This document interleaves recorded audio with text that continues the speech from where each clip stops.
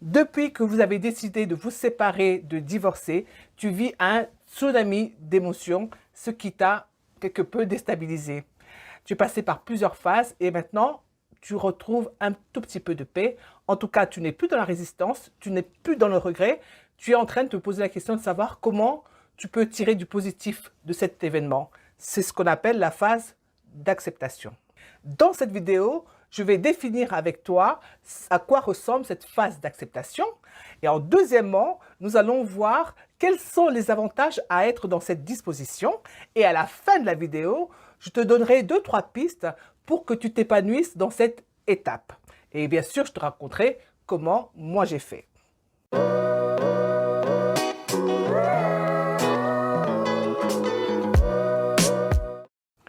Hello, je suis Nadine, je suis maman solo de 4 enfants. Il y a quelques années, j'ai connu un divorce difficile, houleux, pour lequel je ne pensais pas m'en sortir. Et pourtant, aujourd'hui, je suis heureuse et mes filles sont épanouies. Comment j'ai fait? C'est ce que nous allons voir sur cette chaîne, Divorcer et alors? Et alors, qu'est-ce que ça peut te foutre pour changer les mentalités? Et alors, qu'est-ce qui se passe pendant et après le divorce pour t'aider à surmonter cette épreuve? Alors, qu'est-ce que c'est que la phase d'acceptation? Alors, accepter ta situation, ton divorce, ta séparation, ne veut pas dire être passif, résigné ou fataliste. Ça veut simplement dire que tu vois la réalité telle qu'elle est. Tu n'es plus dans la résistance, tu n'es plus dans le déni, tu n'es plus dans le refus. Accepter, c'est reconnaître que cet événement est bien réel, qu'il existe, qu'il est valide. C'est également sortir de son rôle de victime et enfin prendre sa vie en main. C'est également sortir de la spirale de haine, de ressentiment, de rancœur qu'on peut avoir envers l'autre et décider enfin d'être responsable et se conduire comme un adulte. C'est reconnaître que votre histoire n'existe plus. Ça y est, c'est fini et maintenant il va falloir passer à autre chose. Et oui, tous les couples ne sont pas faits pour durer toute la vie. Il y a des couples qui finissent ensemble, effectivement, et il y a des couples qui sont juste en CDD. Et ça, c'est une réalité. Il faut l'accepter. Donc maintenant, tu sors du terrain des sentiments, de l'amour, de la complicité sexuelle, de l'intimité, de la complicité que tu avais avec ton ex-conjoint. Maintenant, tu vas reconstruire autre chose, une autre forme de relation, un partenariat relationnel, mais en tout cas, ce ne sera plus pareil. Donc là maintenant, c'est toi qui décides si cet événement va te rendre plus fort ou plus faible, plus équilibré ou plus fragile. Tu es acteur, actrice de ta vie. Il y a 3 avantages à être dans cette disposition. La première, c'est que maintenant tu sais qu'il faut du temps pour se reconstruire et tu pourras malgré tout, refaire une vie, avoir une autre vie qui sera différente. La deuxième chose, c'est que tu résistes mieux maintenant aux périodes difficiles. Quand tu es dans la période de down, eh ben, ça dure moins longtemps et c'est beaucoup moins profond, c'est un peu moins douloureux. Et la troisième chose, c'est que ça y est, maintenant tu reprends goût à la vie tout doucement, petit à petit, chaque jour. Alors, comment faire pour vivre cette étape de façon la plus sereine? Ce qu'il faut savoir, c'est que quand tu es dans cette phase, le plus difficile, une des choses en tout cas les plus difficiles, c'est le vide qui est laissé par l'ex-conjoint. Le vide émotionnel et le vide physique. Donc ce qu'il faut faire, c'est essayer au maximum de remplir ce vide-là.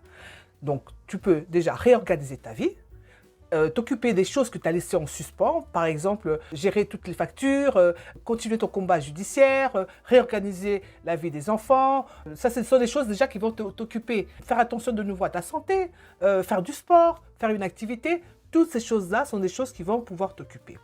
La deuxième chose, c'est qu'il faut aussi te construire un nouveau tissu social. Sortir. Rester disponible pour justement des nouvelles rencontres. Tu vas souvent rencontrer de nouveaux amis, aller dans de nouveaux endroits. Reste disponible. N'oublie pas que tu es un être de séduction, un être de désir. Donc, on ne sait pas, tu peux peut-être rencontrer quelqu'un, un nouvel amour. En tout cas, tu pourras toujours avoir une nouvelle histoire qui sera tout aussi belle et tout aussi forte en émotion. Une des choses que tu peux également faire, c'est en profiter justement pour te lancer dans de nouveaux projets, changer de boulot, faire une activité créative, faire un loisir que jusqu'ici tu ne pouvais pas faire. En tout cas, il faut absolument combler ce temps et en profiter pour faire des choses que tu ne pouvais pas faire avant. Quand j'ai divorcé avec une collègue, nous nous rendions tous les soirs dans un bar à côté du boulot, retrouver d'autres amis collègues, boire un verre pendant 1 heure, 2 heures, 3 heures avant de rentrer à la maison. Non seulement ça me faisait du bien, ça me faisait passer du temps et en plus, figure-toi que c'est dans ce groupe-là que j'ai trouvé mon amoureux avec qui j'ai fait ma 4e fille. Si j'étais restée chez moi à me morfondre, je n'aurais pas eu cette occasion-là. Quand tu arrives dans cette phase, normalement, tu dois être convaincu que cet événement, cette histoire de divorce, de séparation, n'est pas une malédiction, n'est pas un malheur. Tu devrais considérer ça plutôt comme une occasion, comme une opportunité de reconstruire ta vie, de vivre des choses autrement. Tu sais, la vie ne te présente jamais des événements que tu ne peux pas supporter. Si elle te fait vivre certaines expériences, c'est parce que tu en as besoin pour grandir, pour croître. Nous sommes exactement comme les plantes. Nous avons besoin pour croître à la fois de pluie et de soleil. Il faut que tu en sois convaincu. Voilà, j'espère que cette vidéo t'a plu. Si c'est le cas, n'hésite pas à mettre un pouce bleu. Tu peux également, si tu veux aller plus loin, télécharger le kit de survie que j'ai préparé pour toi, qui te permettra de te sentir libre et heureux. Tu peux cliquer sur le lien qui te permet de réserver 1 heure de coaching. D'ici là, je t'envoie toute ma force et je te souhaite beaucoup de courage dans cette épreuve. Hey, no, no, no.